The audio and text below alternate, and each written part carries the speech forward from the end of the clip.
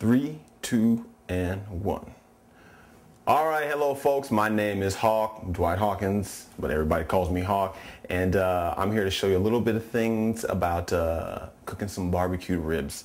I know everybody has their, that's my oven over there. Everybody has their ideas of what they think the perfection of barbecuing ribs is, but here is the only format, the only way. All right, so let's get down to basics. First, you must have a pan like this. Why covered in tin foil? Because it helps to clean up on the mess. You don't have to worry about getting all that extra fat that cooks out when you put the ribs in the oven and pre-cook them. So you just wrap up your tin foil, throw it away, and your pan is clean. All right, so step number one, you want to get some water.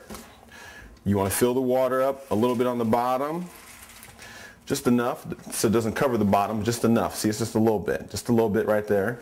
Then number two, you want to take your standard bay leaves. Bay leaves, we all know what bay leaves are. Smell good. You want to throw in a few bay leaves. Adds great flavoring when you're baking, pre-baking your ribs, okay? My mom always says too many bay leaves is not enough bay leaves. All right, and mama knows best. Then number two, you want to take, or number three, whatever step we're on, you want to take your rib, and you want to lay them down accordingly inside the water, okay? You want to lay them out, yes, very nice. And you want to lay them in a way so you can still get the seasonings on all of them without covering up one or the other. So, this is how we do it. This is how we do it. That's too big. We're going to go with the smaller one. All right? So here we go. So there we go. Now the important part comes to the seasonings. You see my seasonings right here? Pepper, black pepper, rock salt, sea rock salt from Hawaii, and garlic salt. Okay? So what you want to do, you don't want to be shy. You want to sprinkle them all. My mom always said don't be shy with the ingredients because marinades cook off, you know what I'm saying? They always cook off in the high heat, so you don't want to be shy. You want to get it on there because it will cook off under the intense heat of the grill, okay? All right, then you want to get some of your rock salt and you want to get that on there. Yeah, get it on there. Brothers and sisters, get it on there. Don't be shy now. You can't be shy. Because what does it do? It cooks away. Yes, it cooks away. All right, so we got that on there like that. Then we get some pepper on there. Let me hear you say, yes. All right. Okay, so that is your simple marinade right there. Bay leaves, garlic salt, black pepper, and Hawaiian rock salt. This stuff is great. You can put it on all kinds of meat, ribs, beef, chicken, fish. You don't need anything else really. That's it. But the garlic adds a nice flavor and it spreads out nicely. So then you take your ribs and you get some foil. Where's my foil? Blam! There's my foil. That might have been a little loud. All right, you take the foil, you cover the ribs accordingly, okay? So you're kind of creating a little hot box in here with the water because the water will steam. Then you go over to your friendly family stove, don't mind my stove. Then you throw on in here like this.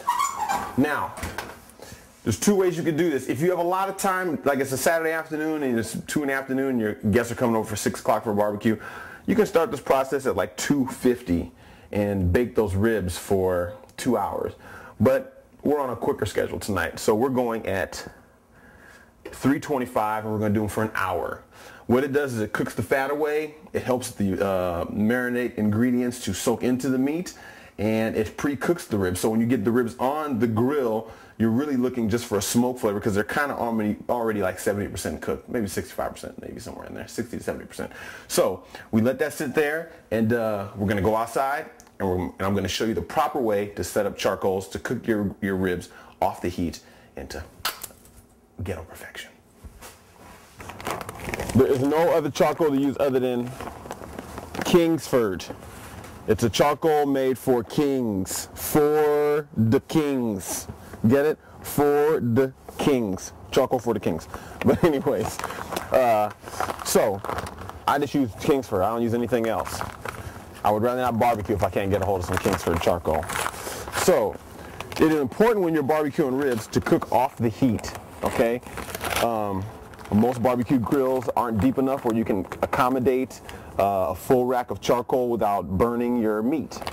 And nobody wants some burn up meat, okay?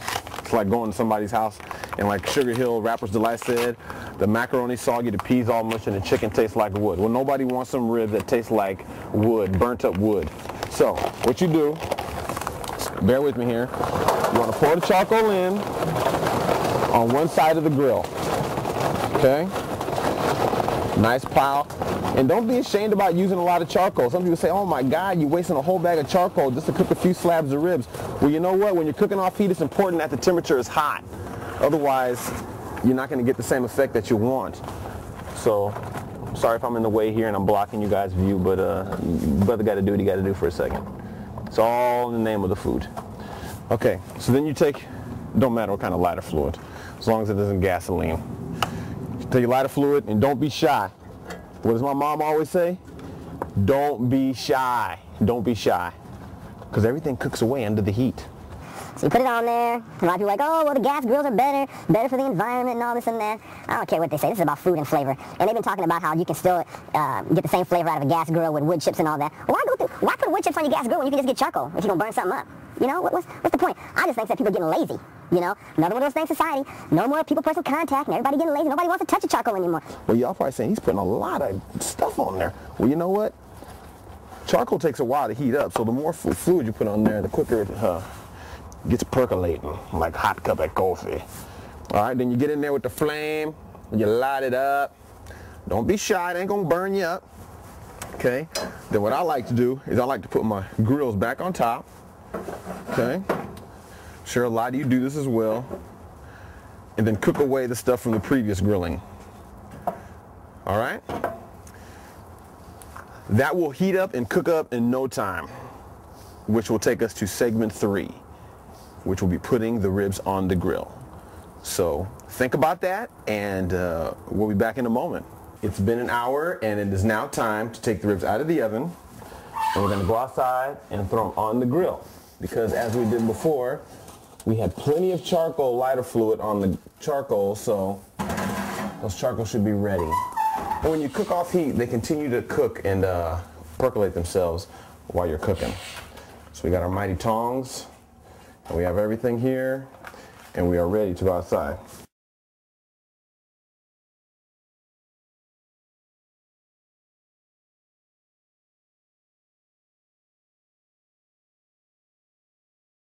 And now we're going to spread the charcoal out. See, it's right here. So there's 4 burners, 1, 2, 3, and 4.